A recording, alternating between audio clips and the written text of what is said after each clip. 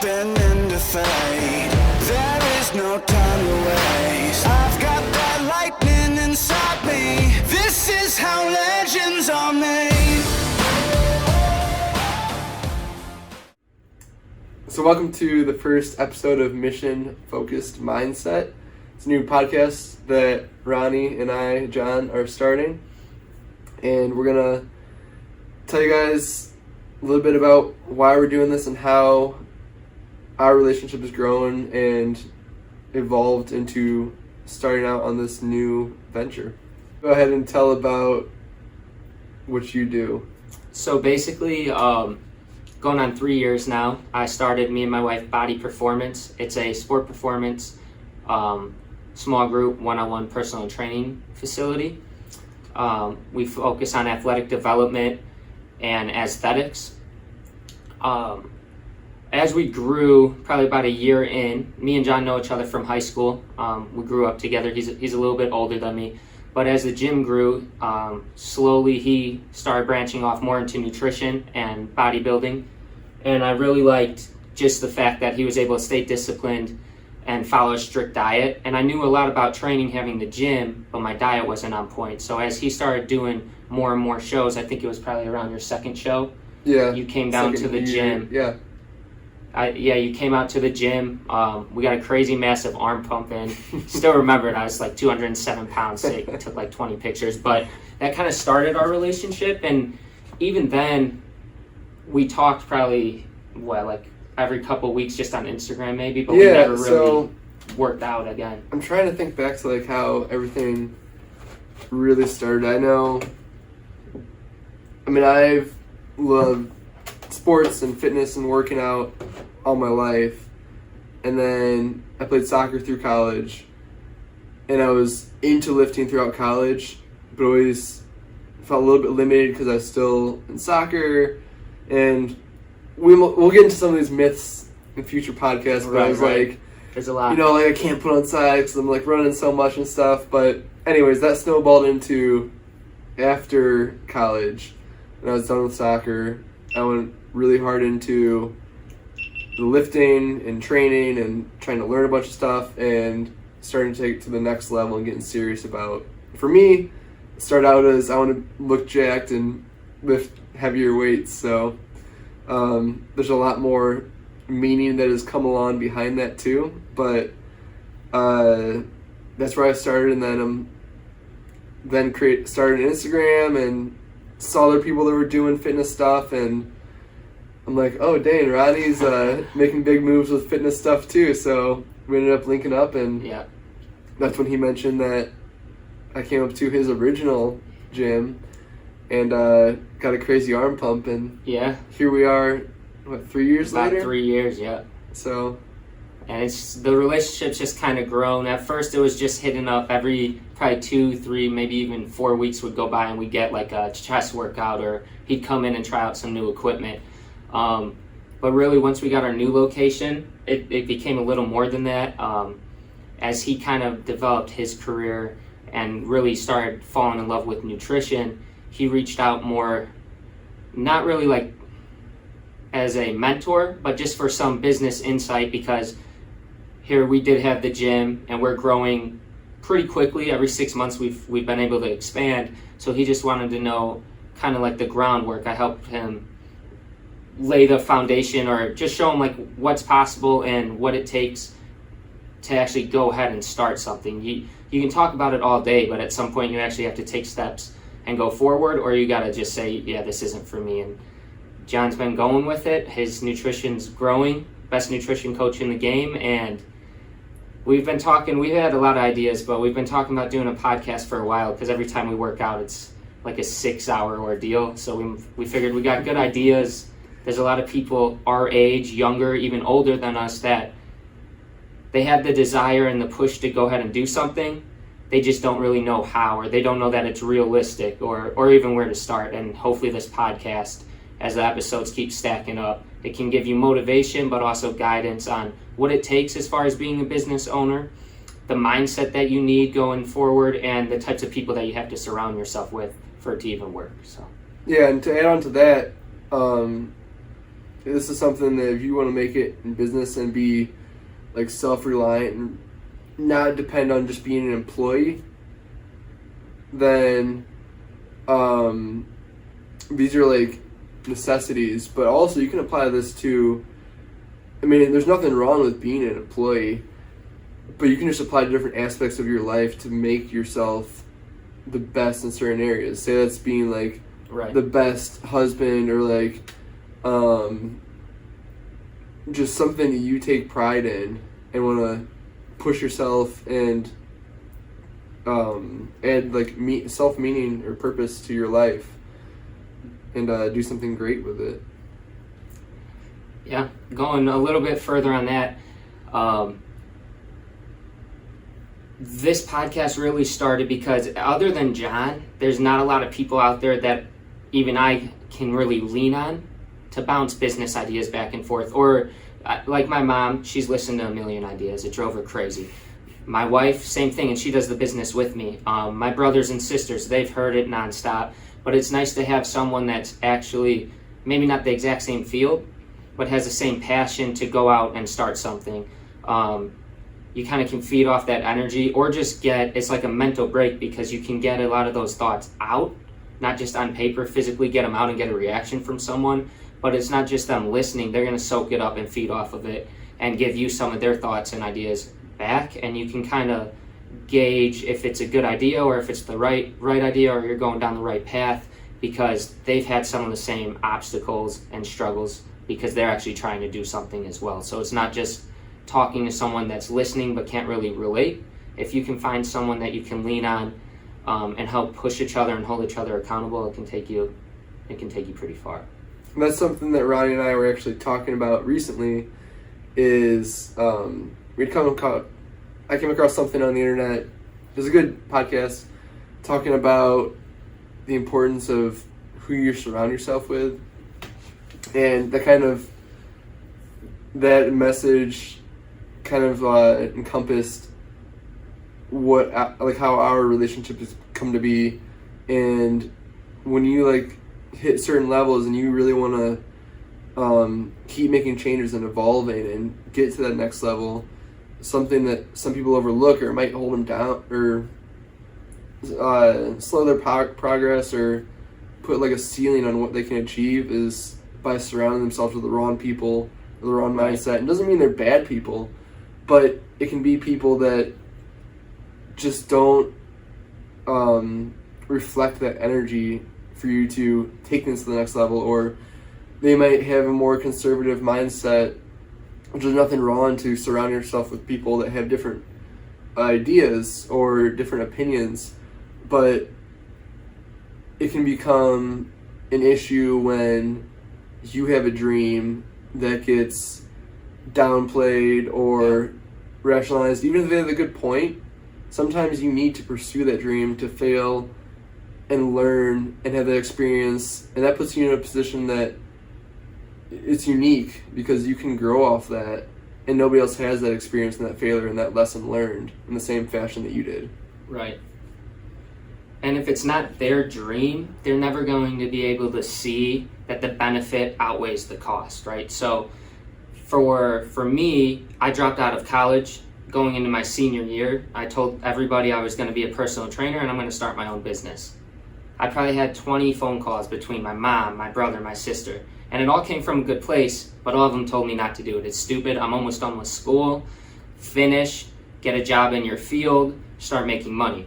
But it didn't feel right. I knew my degree wasn't going to help me. I had a sports management degree. It wasn't what I wanted to do. It wasn't training athletes. And all the classes I had to take senior year weren't going to lead into, I wouldn't even have my personal training certificate. So that was a huge step because I didn't talk to John back then. John, I don't even think you were really into nutrition or diet plans for yourself at that point. Right. It's like I loved working out, but again, I hadn't really reached that point where I was like digging into nutrition and all that. So I didn't have, at that point in my life, someone that I even knew owned or started a business. I just had a gut feeling and I was going to go for it no matter what. But if I had someone at that point, like I have John now, to kind of lean on and bounce ideas, it would have been a smoother transition. and I'd have someone to help carry me through, because there was some hard spots. I was a trainer in the city. It didn't go well. I lost that job. First personal training job I had, I lost it. So if I would have had someone to kind of feed on, I think it would have helped me progress even further along the way. So now that you've heard some of Ronnie's background and story, I wanted to tell you where I've come from and how I've gotten to this point currently. So I mentioned that I played soccer throughout college, and really going back to when I was young, I just loved fitness and sports in general. And upon coming out of college, I got my bachelor's in mechanical engineering, which I do love engineering and mechanics and all that stuff, and really applying that to fitness in different ways, because your body essentially is like the best engineered system out there. So it's machine. It's actually like a really cool carryover I can have. So after college, graduated in 2017, and had a year of really trying to progress my fitness on my own. And then come 2018, I actually started working with the coach, and I kind of wanted to accomplish some goals with my fitness, and not just have it be kind of going through the motions, just being a typical gym bro type deal. So I started working with a coach that actually, he has a huge track record of many clients that became IFBB pros and such. So he convinced me to do my first season of shows. I competed in men's physique my first year, so killed it. Board shorts and all. I did 3 shows in 2018, and it was my first time ever being on a completely like strict meal plan. And before that, I was always conscious of eating healthy, but that can mean so many different things to so many different people. And even if you're eating the right things, you could be overeating, undereating, not getting the right macronutrients, but you could be missing on micronutrients if you think you need to stay away from a certain food and really starving yourself out on certain micronutrients or things your body needs to build. So when I was on that strict meal plan, prepping for shows, and just like saw the way, and I'd been working out for years at this point, but really took my training to the next level, really took the nutrition to the next level, and seeing the changes that made in such a short time. It's almost like my beginner gains of doing things seriously. Right. I was hooked to it in the process, and once I had been doing that meal plan, I started really digging into like the why of how all that plan was working to give me the right nutrients and all that, and how my body was responding to it. So after that first season of shows, I had some of my close friends get in contact with me and saying like, hey, how'd you get so ripped for that show and stuff? And I'm like, well, you have to post a picture. Yeah, we'll throw a picture in here. But yeah, so I just started like casually like helping friends with general advice on basically what I had done and what worked for me, and they also started getting results, and things kind of snowballed from there. So in 2020, I had spent some time over those past 2 years really just like doing a lot of like self-learning on nutrition, watching millions of YouTube videos, reading material, looking up articles, and finally in 2020 decided to go ahead and get certified as a sport nutrition specialist. So that really dug more into some of the textbook stuff, when very sciencey stuff that I could carry back over to nutrition and take like my plans of what I was providing to the next level and really be able to help other people in their own fitness journeys. and I'm just all about the continuous improvement in that area, and I love doing it. So that's how I came about doing nutrition stuff and also continuing with engineering. So just a note on that, I am still a full-time working engineer, and I handle clients on the side too, and that's where it's been super valuable to go back and forth with Ronnie, since he handles clients all day long. That's what his business is, and then seeing how he can scale things and grow things, and taking some of that and applying it to my own business and fitness. And a big part of that too is like really understanding the clients and their needs, because we could be like gym bros that know how to do everything for ourselves, but then taking that and being able to apply knowledge to yourself versus being able to understand things at a level where you can then teach other people and get them results. It's two totally different worlds. It's a balancing act. Definitely a balancing act, and definitely a different level of understanding and patience with people, and understanding how different people are going to respond to things. Because not like when I first started helping people with nutrition, I basically told them what I did. This is what worked for me. Then I just wanted to know more and more of the why, and like, why do my body respond like this? Like, not everybody's body will respond the same way as mine. So I started learning a lot more about not just what worked for me, but how the body works in general, and then how different people might have different needs. And I just love helping people become them best selves, just like I am trying to become my best self and chase my dreams. It's very fulfilling in that manner. So someday, not really even someday, we're in the act of doing it. It's happening I right now. love to blend my engineering with the fitness, from the whole aspects of the thermodynamics and the energy balance of it all to the mechanics of training and such. It's just really fun to be doing it, and love the whole process. So yeah, we're excited to keep watching. Talk a little bit about what really pushed you to go, because you did have a few clients on the side, and it started with just a couple friends, and then I know me and Marissa hopped on with you, and some of the people we train hopped on as well. But I would say over the last, 6 months, you really dove in. You have a whole system now as far as how you track, how you automate things. What kind of pushed you to make it more of a business, a little less of a hobby? And to really automate it and try to scale it? I guess what I'm asking, what made you realize, where was the point where you were like, okay, this is something I like? And then from there, where was the realization like, damn, I'm good at this. This is something that I could potentially actually do long-term as a career?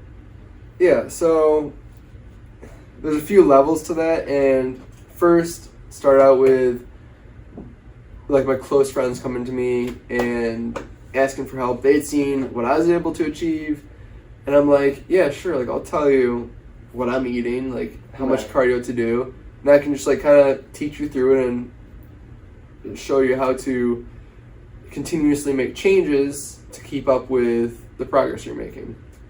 And then they would get results, and then I'm like, cool, like that works good and everything. And then they would start referring people. Then it'd be like, for the first time ever, it's kind of a weird place. You're coaching people that you don't even know. It's like, and you're not training with them. You may not even see them weekly. So and it's just like, it really becomes more of switches from more of a helping a friend, just like casually texting type thing, into like you're providing a service for somebody at that point that you don't even know. Like, it's not, oh hey, we're friends, we're going to talk about this a little bit and maybe you can take something from this conversation. It then turns into like, you come to me with a need and I'm providing you with something in return. So that's kind of where it started shifting into. And at this point I was still from like texting people advice to writing out plans, pencil and paper, in a notebook, The old school way. I would like add up everybody's macros, and man, and this was when I maybe had like 2 or 3 people at a time. So while it was tedious, it was somewhat manageable For sure. time wise. 1 second. And go. So while it was tedious, it was somewhat manageable time wise when I had just a few people I'd have to make changes for. But it quickly turned into, I can't keep making changes on pencil and paper and re-add everybody's macros. And being an engineer, like I know how to use a lot of computer systems, and I've gotten pretty good in Excel. So I knew that if I wanted to scale this and I enjoyed doing it a lot. I mean, I don't think anybody that's going to be right now meal plans, pencil and paper, and send them to people every week is doing it and they don't enjoy it. Right. Like you've got to have some drive to get to that level of like just doing it to do it. And I knew if I wanted to scale this and like continue doing this, because either at some point I'd have to stop because I'm too busy with whatever, and I know like that's not my career, so it's kind of would take a back burner. Like, Right, it wasn't paying the bills, at least not then. right. I wanted to shift that more into a focus where I could continually improve and specialize and continue to provide more value at a higher level, and then also be able to handle more people. Because I mean, if you have like less than 5 clients, which is like all I would be able to handle, Right. then while you might be providing a very good service to them, you're never going to be able to keep up with it if Right. you can't depend on that and like really have the freedom to dig into that more. Right, it's almost more detrimental to you because you can't put the time in, one, to your career and your life, but then also it's not fair to the people paying you. Even though it's 5 of them, it's still, again, a balancing act, and you're not able to commit to one or the other, so it's not the best service that you know you could provide. Yeah, and if it's always something on the back burner, there's going to come a point where you're not the best at it. I mean, there's going to be no reason for people to come to you for it rather than somebody else. Continuing to progress and learn and be able to scale things and all that is part of what keeps you in the game. So I ended up automating a lot of things just with Excel. I created an entire like meal plan calculating system. So for each of my clients, I have their customized plan, and I can go through and make changes way faster and have plans that are have so much more variety customized to that client, instead of saying like, oh well, I don't have time to look up the macronutrients every week on like 20 different products that this client likes. Right. I can have like a custom spreadsheet of 500 products that I approve of, And at that or point, it's foods. just like plug and play. Yeah, So- and then it takes a long time to build that infrastructure to be able to support growth. Right. But when you do that and do it right, then it's a lot of work in the back end. But when you do that and do it right, the rate it allows you to expand at then and then provide such a better service, it's so worth it. Absolutely. It's just the work in the background that people don't see up front, but then they ask the questions later on how you got there. Right. You know? And that's one thing that, unless you're in it and you're actively trying to grow yourself and your brand and your business in any field, you'll never actually understand what it takes, even for someone to go from, like you said, 5 clients to 10, 15, 20 clients, 1,000 clients, whatever it is. That it's not just you're good at what you do and that you just blew up. No, there's a lot of scaling and growth and things that have to be done on the back end that you're not necessarily getting paid for. No one's paying you because you typed in different types of cans of broccoli and store-bought chicken just so that somebody could scan it in quickly and easily on their nutrition calculator. But it's something that has to be in there so that you could branch out and grow your business. It's interesting. Right. And it's something that goes undervalued or just not noticed, but it's important if you are someone that wants to start their own thing. You just have to be mindful that it is a lot of work. It's not all vacations and tons of money and nice cars. It's a lot of sleepless nights, long freaking days, and sometimes the days don't end. It's week after week after week, so just be ready for it. And that ties into the name that we came up with for this brand, the name of this podcast is that mission-focused mindset. Is you're on a mission and you've got to keep that focus on the bigger picture. Right. Because when I'm sitting there for hours and hours on end, plugging in formulas and stuff into an Excel spreadsheet, I mean, what keeps me going on that is what I'm doing it for. Right. Is it fun to sit there for hours and hours doing math? Well, no, if you're just doing it to do the math, no. But if you're doing it because of what you're striving to become, right, then you can start to fall in love with that process. Because if you don't love the process, you can be motivated for a little bit, but you're going to burn out. Fades you out. can do that for a month, for a year, but these are the types of levels that we're talking about that take years of grinding like that to get to. So keeping that bigger mission in your focus and letting that fuel your love of the process, that's what's going to keep you in the game for the long run and help you achieve things that you may not have thought you could initially achieve, maybe things that you thought would always be a dream. But if you are actively pursuing that dream day in and day out, then that dream becomes just a part of your plan, and you can make that reality. I love it. I think we should stop there. That sums it up. Yeah, Ronnie and I could go on for probably 2 more hours like this. So yeah, but we gotta get a lift in. We still got goals. right. We gotta go work on our own goals now. So this is awesome because it's going to be an outlet for us where we can hopefully help be motivation and encouragement to others that have the same mindset we do, and it helps us even set things into action. So this is something that we talked about for a while, right? And now we're just going for it. We're building the next thing, so we're really excited about it, and hope you guys like it and continue to listen. Don't forget to subscribe. Thank you. I've got that lightning inside me, son of a god. I'm like a titan that's rising, no, just you watch. I'm stepping into fate, there is no time to waste. I've got that lightning inside me, this is how legends are